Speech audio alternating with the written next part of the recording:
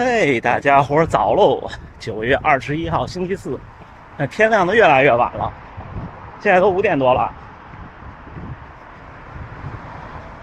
还完全没亮呢，有一点点要日出的迹象。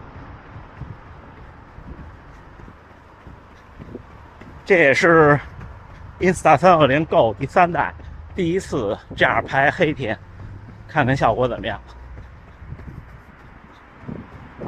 以前用2代的时候拍黑天，就得用它那个导出软件的降噪才行。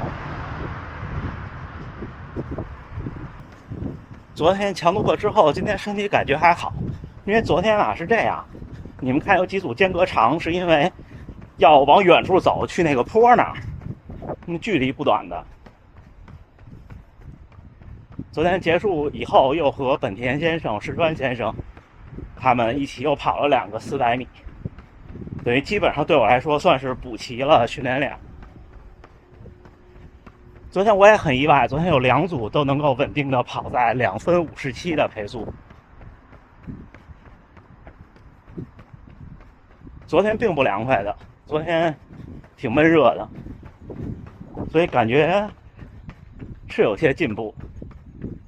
感谢大家的鼓励啊，也感谢大家的鞭策。今天聊点什么呢？进入赛季了，很多小伙伴都在问，要么就是比赛的规划，要不然就是比赛的配速。今天咱们聊聊这个，一会儿咱们再聊。等天亮了，加油干，加油干！今天跑得慢，轻松跑。小伙伴们面对赛季，我看最多的就是3个问题。第一个是我该跑哪场，第二个是我该跑多快，第3个是2场间隔太近怎么办？咱们一个一个说。先说怎么选择比赛。我选择比赛的时候的首要考虑并不是赛道好不好，当然了，不能太差，你不能跑山路。为什么呢？我不止一次说过柏林的赛道好吗？公认的好，对吧？但是对普通人来说，尤其是国内的小伙伴去参赛，有时差，有路程，更多的是您不太可能在最靠前出发，而大多数这种比赛一开始是跑不开的。柏林尤为是这样，前5公里我记得根本就跑不开。像东京从新宿出发很宽阔了吧，我在 C 区今年第1个5公里也是左右的在插空超人。所谓的那些赛道平坦或者折返少的这些优势会被这些都冲淡的，更多的就是舟车劳顿。您不要说出国参赛了，您跨省跨城市参赛也一样。你要考虑的问题是衣食住行，主要是住和食。你要住酒店，肯定不如在家里习惯。你要是住酒店呢，像吃，我一直推荐大家外出比赛住能做饭的公寓式的酒店，或者干脆住民宿，还相对好一点，但是肯定也不如在家里，对吧？而这些其实是决定我们普通人马拉松成绩的更主要的因素，而不是赛道平不平，或者是赛道有没有更多的180度的折返。所以我给各位的意见就是尽可能的选家乡的比赛，如果没有，尽可能选近一点的比赛，如果还没有，尽可能的选择一些富裕地区的比赛，这样交通上时速上都会舒适一些。至于国外的这几场比赛，国内的小伙伴基本上就是抱着我当时的心态，努力拼搏，但是不要抱太大的成绩的期望，努力体验比赛的环境、比赛的气氛、异国的感觉，对吧？另一个问题是我该跑多快，这个分享过很多次。我觉得最靠谱的就是赛前4周的30公里强度测试。如果您做不到的话呢，那可以试试赛前3周跑一个半马的测试，差不多就这样。半马的测试可能差一点，因为20到30公里其实是马拉松很关键的10公里。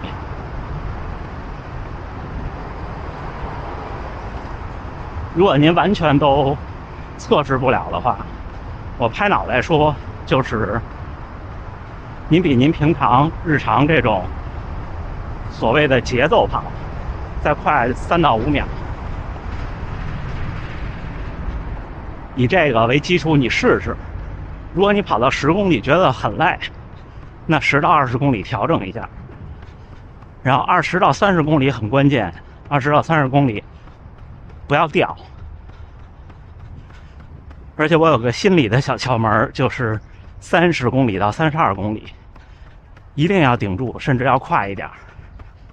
这样32公里来临的时候，你会想还有最后10公里，真正的马拉松开始了。10公里很快就过去了。有的时候马拉松的掉速或者说跑崩，对普通人来说，我认为有30%是心理因素。怎么调节自己的心理也很重要。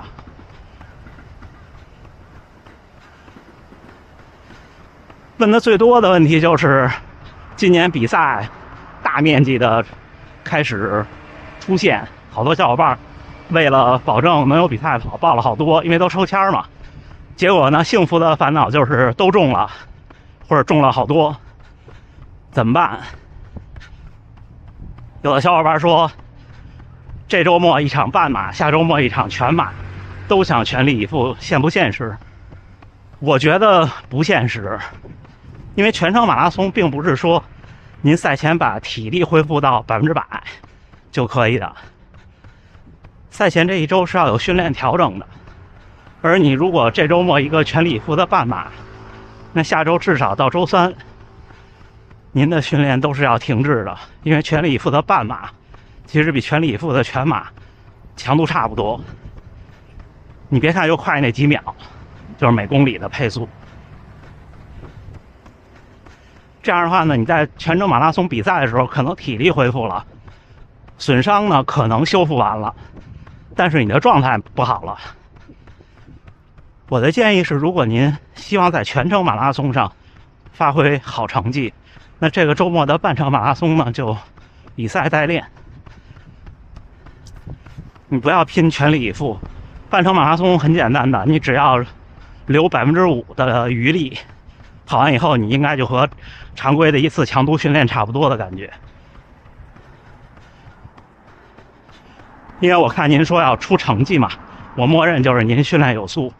基本上对我来说，如果半程马拉松我不全力以赴，对我来说跑假设1小时25，那基本上就和一次强度训练差不多，甚至比强度训练还要低一点。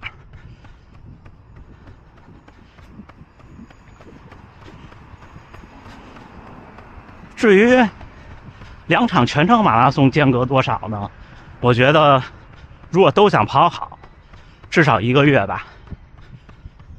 为什么建议大家提前4周做30公里的测试呢？30公里的全力以赴测试，测试完了你至少要有10天的时间身体是不行的，然后再有10天恢复，最后10天调整参赛。这是很保守的说，激进的说，你可以把10天变成6天。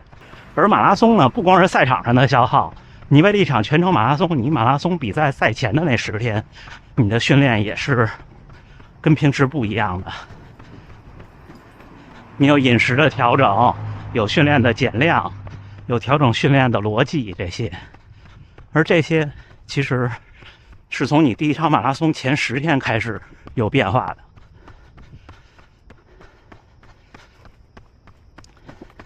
那您就可以理解为，您的第2场马拉松，就是1个月之后那个马拉松，在提前40天就被影响了，对吧？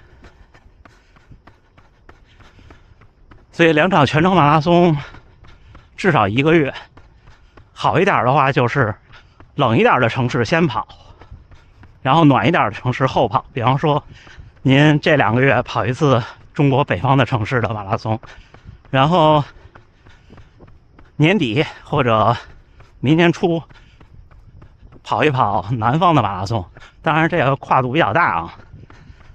要是像参加这么多场的话，就是年底一场秋季的，然后年初一场春季的。比方说北京和无锡，或者是上海和无锡这种，距离不太远，然后城市也相对发达，赛会办的也不错，前提是您能有名额。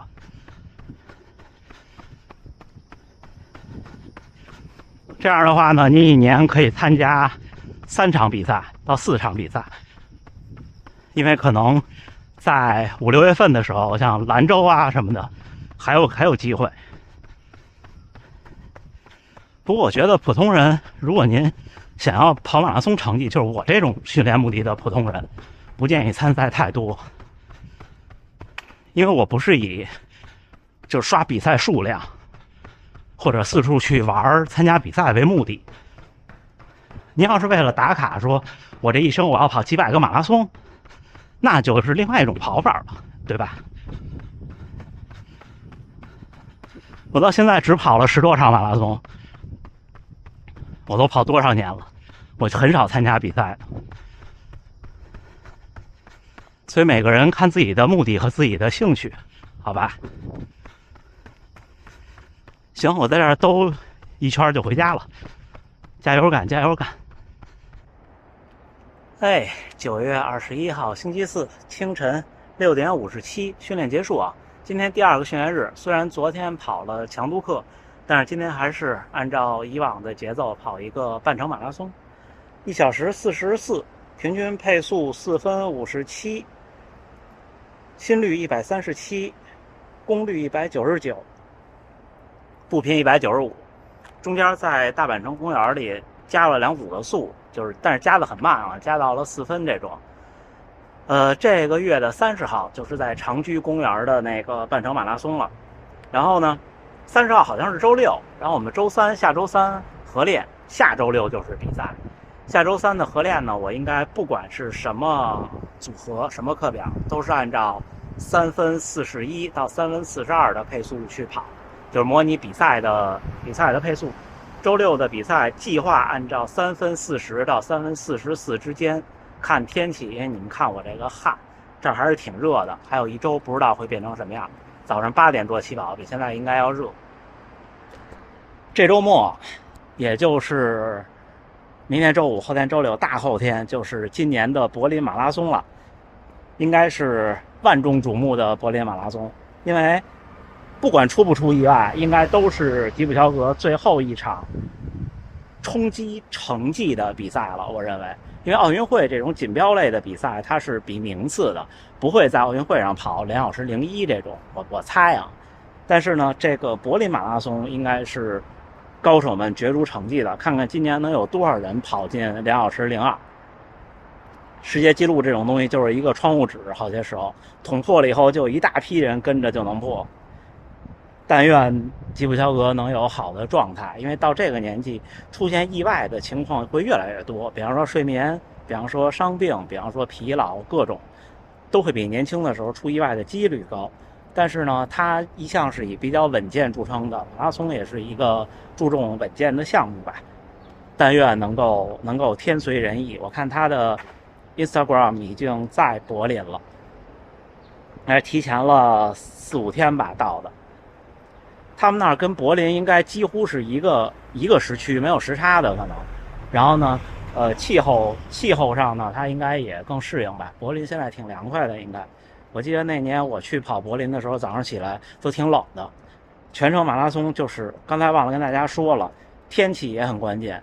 跑全程马拉松尽量，如果您要想冲击自己的最好成绩，或者冲击一个自己认为有难度的成绩，那么把气温选择在10摄氏度，最高不要超过15摄氏度，这么一个环境下的比赛就好了。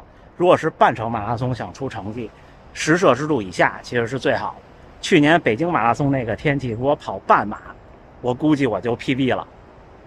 行吧，那今天跟大家聊这么多，还是祝大家能努力生活，健康平安吧。明天轻松跑了，因为后天周6不出意外，可能还有好多跑团的小伙伴在大阪城跑一个节奏跑，到时候看看他们要是跑，我就跟着去蹭一下。那行，那这么着，大家加油干，咱们明儿见。